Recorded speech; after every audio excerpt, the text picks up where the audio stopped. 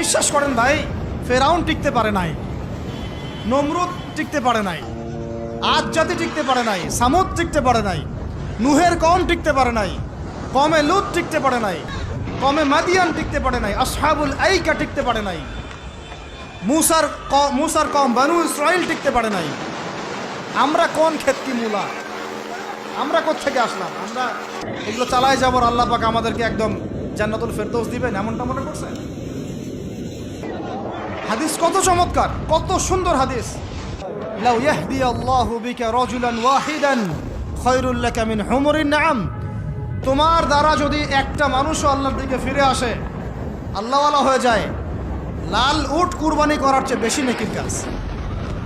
তোমার একটা দাওয়াতে যদি মানুষ আল্লাহর দিনের দিকে ফিরে আসে, ওই আমলকারী সব নেকি তুমি পাবা। যদি একজন সৎ নেতা দাঁড়ায় যায় বলে যে আমরা প্রাইমারি লেভেলেই ক্লাস 1 থেকে 5 পর্যন্ত যে সময়টুকু, এই সময়টুকুর মধ্যে আমাদের বাচ্চাদেরকে কোরআন তেলাওয়াত করা বাধ্যতামূলক করে দিলাম, সিলেবাসভুক্ত করে দিলাম, ওই নেতার উপর আল্লাহ রহম করবে ইনশাআল্লাহ।